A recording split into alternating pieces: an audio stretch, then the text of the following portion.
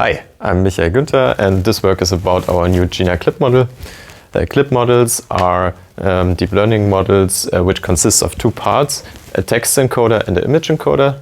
The text encoder can get a text input and transform it into a vector, and the image encoder can take an image and encode it into vector representations.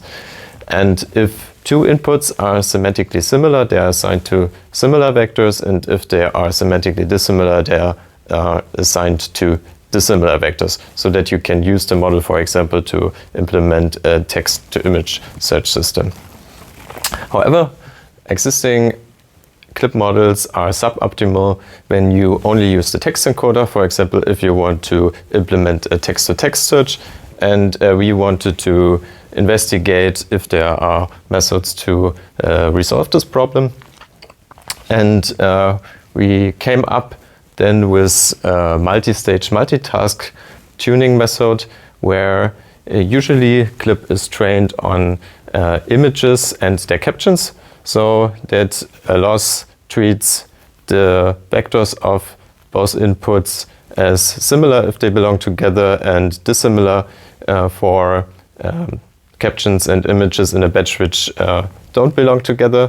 And we added here additional pure text pair data, so that also those pairs should be similar or dissimilar if they don't belong together. And the second modification we did is we added two additional stages. So one thing we noticed is that a problem is that captions are usually very short. If we continue to training on a small amount of longer captions which are available, the model better learns to represent the semantic of texts. And in the third stage, we actually modified this part and use some high-quality retrieval data sets, for example, where we don't only have like pairs like a text query and a relevant document, but also some non-relevant documents which are, for example, syntactically similar to the query. So having those additional negatives, the model can better learn the fine-grained differences between relevant and non-relevant documents to a query.